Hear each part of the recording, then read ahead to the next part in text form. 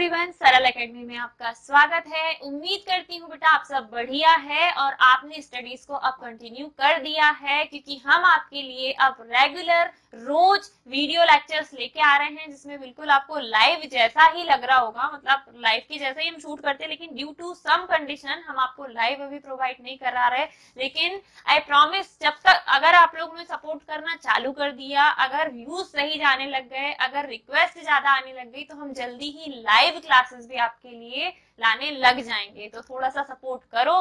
चलिए स्टार्ट करते हैं आज का इम्पोर्टेंट टॉपिक। लेकिन उसके पहले मैं थोड़ा सा प्रीवियस का रिकॉल करती हूँ। हम पढ़ रहे हैं पुष्पीय पादपों में लैंगिक जनन, जिसके अंतर्गत लास्ट लेक्चर में हमने नर भाग जो होता है, पुष्प का नर भाग, जिसे हम कहते हैं बेटा पुंकेसर, और इस पुंकेसर के अंदर नर युग्मक यानी कि पराग कण कैसे बनते हैं, फिर पराग कण कैसे किस अवस्था में पुष्प के वर्तिकाग्र तक पहुंचते हैं, और वहां जाकर पराग कण में क्या क्या परिवर्तन आते हैं, ये सब मैंने आपको लास्ट लेक्चर में बहुत अच्छे से समझाया है। और जिसे मैंने बताया था बेटा नर युग्मकोद्भिद यानी कि मेल गैमेटोफाइट का विकास। ठीक है, तो मेल गैमेटोफाइट के विकास के साथ ही पुष्प का नर भाग होता है खत्म।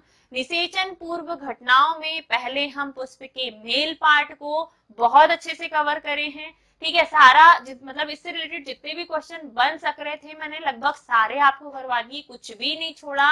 अब हम आते हैं पुष्प के मादा भाग पे। जब हम पुष्प के मादा भाग की बात करते हैं तो मादा भाग ये, ठीक है, फीमेल पार्ट। जब हम पुष्प के मादा भाग की बात करते हैं ना, तो इसमें सबसे इंपॉर्टेंट रोल होता है बेटा ओवरी यानी कि अंडाशय का। ये है पुष्प का मादा भाग। ठीक है, मैंने पूरा फ्लावर बहुत अच्छे से समझाया है। जिसको ये सब नहीं समझ में आ रहा वो शुरुआत से देखें बेटा। शुरुआत लेक्चर फर्स्ट से जब आप देखोगे तो आपको सारी चीजें कवर बहुत अच्छे से समझ में आएंगी।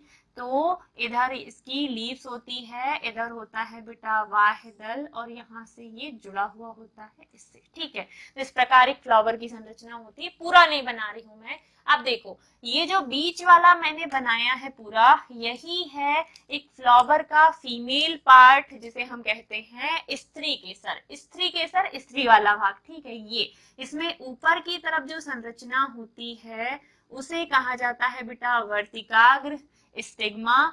नीचे वाली नली होती है वर्तिका, और सबसे नीचे की तरफ होता है अंडाशय, ओवरी। और इसी ओवरी के अंदर एक स्ट्रक्चर बनता है एक परिपक्व फूल में, जिसका नाम है बेटा बीजांड। क्या कहते हैं इसे? बीजांड कहते हैं। ठीक है, और इसी बीजांड को आज मैं आपको समझाने वाली हूँ। फिर इसके आगे मैं आपको समझाऊंगी कि कैसे एक बीजांड के अंदर अंड कोशिका यानी कि मादा युग्मक का निर्माण होता है, कैसे एक कली से फूल बनते तक एक परिपक्व बीजांड का निर्माण होता है, जिसको हम बीजाणु जनन के अंतर्गत समझेंगे। ठीक है, यहाँ पे जितनी भी प्रोसेस होती है वो हम समझेंगे। अभी में सिर्फ चूंकि इंपॉर्टेंट क्वेश्चन है, बार बार रिपीट होता है, तो आपको ये जो बीजांड है ना, इसकी संरचना समझाने वाली हूँ। एक बात याद रखिएगा, बीजांड ही पूरा का पूरा आगे जाकर बेटा बीज में बदलता है, सीड में बदलता है, ओव्यूल आगे जाकर सीड फॉर्मेट करता है, और जो अंडाशय है बेटा ये आगे जाकर काय में बदल जाता है, फ्रूट यानी कि फल में। ठीक है, तो किसी भी पुष्प में बीजांड ही आगे जाकर बीज में बदलता है निषेचन के बाद, और अंडाशय जो है एक फल में बदलता है, और ये हम पढ़ेंगे निषेचन पश्च घटनाओं में बहुत अच्छे से। ठीक है, तो आज का हमारा टॉपिक क्या है बेटा? बीजांड यानी कि ओव्यूल, इसकी संरचना, इसके प्रमुख भाग, इसका बहुत अच्छे से डायग्राम बना के एक्सप्लेनेशन हमें देना है कि इसमें होता क्या क्या है। तो इसका डिसेक्शन हम करने वाले, किसका बेटा? बीजांड का। आई होप आपको चीजें क्लियर हो रही हैं, बहुत अच्छे से समझ में आ रही हैं। कहीं कोई डाउट रह जाए तो कमेंट करके आप पूछ पूछ सकते हो, कोई दिक्कत नहीं, कमेंट बॉक्स खुला हुआ है, मैडम यही है, कहीं नहीं जाने वाली। तो प्लीज कमेंट करो, बताओ हाँ मैडम हमको समझ में आ रहा है, हम बहुत अच्छे से समझ पा रहे हैं, आप क्या पढ़ा रहे हो, ठीक है। इंपॉर्टेंट है, स्किप मत करना, बहुत अच्छे से समझ के जाना, ताकि अगर एग्जाम में आए तो आपको सरल एकेडमी वाली मैडम याद आए कि हाँ मैडम ने पढ़ाया था। चलिए बनाते हैं इसका फुल डायग्राम। स्केच आर्टिस्ट तो मैं नहीं हूं, बट फिर भी मेरे को ना डायग्राम बनाने में बड़ा मजा आता है। बायोलॉजी में बिना डायग्राम के कोई क्वेश्चन कंप्लीट होता है क्या? नहीं होता, ठीक है। तो अगर नहीं आता तो बनाने की आदत डालो। डायग्राम्स बहुत जरूरी है बायोलॉजी वाले स्टूडेंट्स के लिए बनाना, ठीक है। डायग्राम्स ही आपके क्वेश्चंस में जान डालते हैं बेटा, बिना डायग्राम के हम कुछ नहीं कर सकते, है ना। तो अच्छे से डायग्राम बनाना सीखना है हमें, बहुत अच्छे से हमें डायग्राम बनाना आना चाहिए। मैडम खुद ही इतनी बार रिपीट टेलीकास्ट कर रही हैं, मिटा रही हैं, तो बच्चे क्या ही करेंगे। नहीं, एक्चुअली मुझे थोड़ा सा परफेक्शन प्रॉब्लम है, अगर परफेक्ट डायग्राम नहीं बनता तो दिक्कत होने लग जाती है। तो दैट्स वाई क्या कर रही हूं मैं, थोड़ा सा परफेक्शन चाहिए, है ना। चलिए देखिए, ये बना रहे हैं हम बेटा एक परिपक्व बीजांड की संरचना। एक परिपक्व बीजांड होता कैसे है, ये उसकी संरचना है। बीच वाली जो लाइन है, यहाँ पे एक लाइन होती है बेटा, इस लाइन को कहा जाता है फ्यूनिकल के अंदर है, ये ऐसी लेयर पाई जाती है। ये खाली नहीं भी बनाओगे तो चलेगा, बना लिए तो कोई दिक्कत नहीं। और जहां ये निचला हिस्सा मैंने बनाया है, यहीं से ये बीजांड अंडाशय से जुड़ा हुआ होता है। इसी हिस्से से बीजांड किससे जुड़ा हुआ होता है, अंडाशय से। जब हम इसके अंदर पहुंचते हैं ना, तो इसके अंदर कुछ ऐसा स्ट्रक्चर पाया जाता है जिसे हम कहेंगे बेटा भ्रूण कोश। क्या कहेंगे, भ्रूण कोश। थोड़ा सा बड़ा बनाते हैं ताकि कहीं तो टच हो, ये हो गया यहाँ टच। ये जो संरचना मैंने बनाई है इसे कहा जाता है भ्रूण कोश।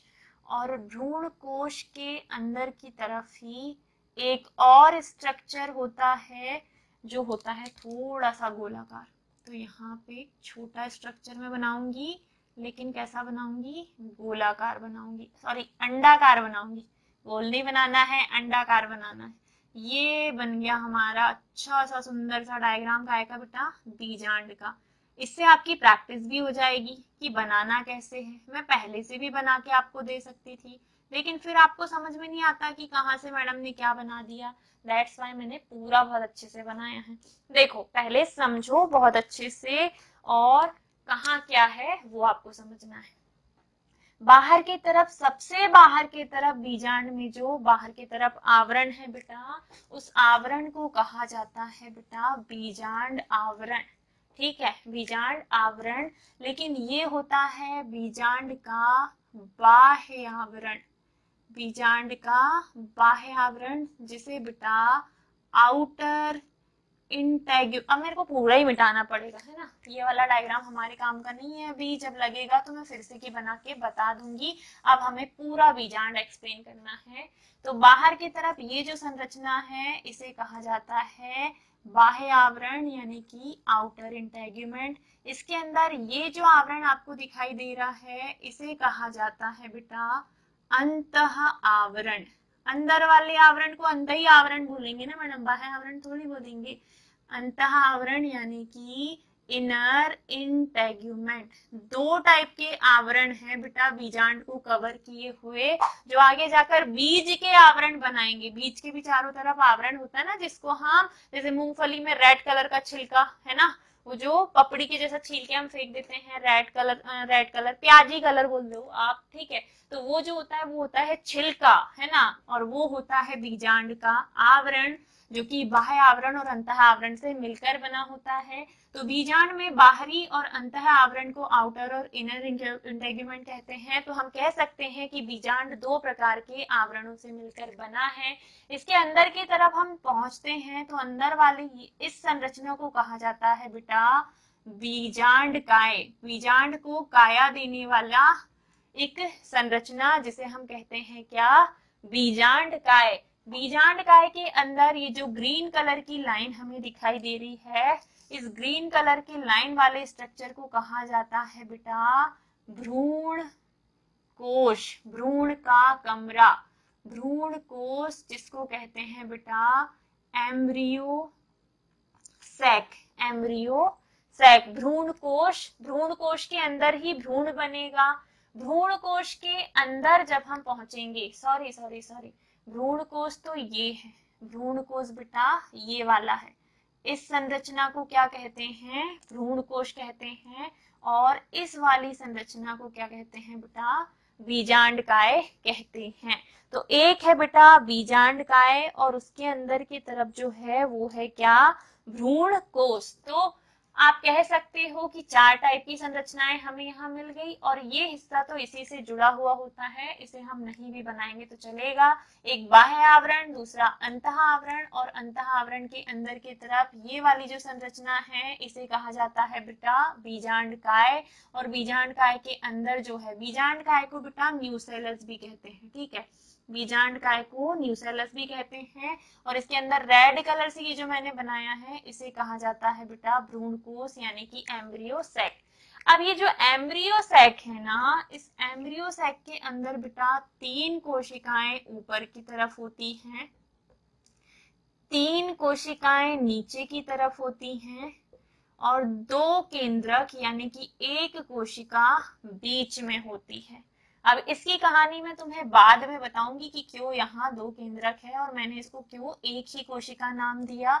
यहाँ dot dot dot dot dot dot बना लेना, ये खाली जगह है, इधर डॉट डॉट पूरा कोशिका द्रव्य साइटोप्लाज्म सब यहाँ फैला हुआ है।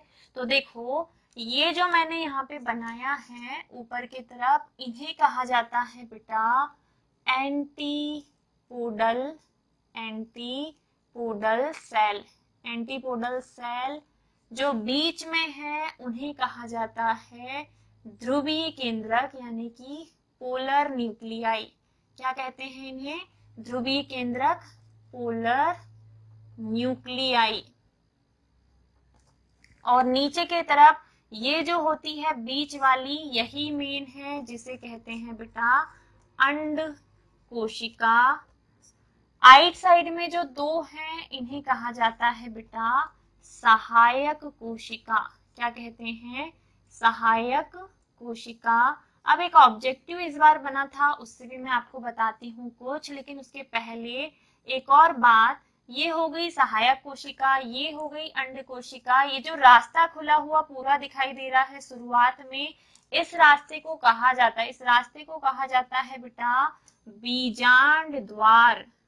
बीजांड का द्वार, बीजांड द्वार या माइक्रोपाइल, बीजांड द्वार या माइक्रोपाइल।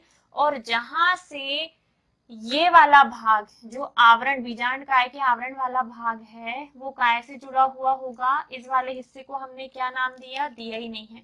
इस वाले हिस्से को कहते हैं बेटा, नीचे जहां से ये पूरा का पूरा बीजांड जाके काहे से जुड़ेगा, अंडाशय से जुड़ेगा, चारों तरफ पूरा अंडाशय घेरे रहता है, तो अंडाशय से जुड़ेगा, उस हिस्से को कहा जाता है बेटा बीजांड ब्रंत।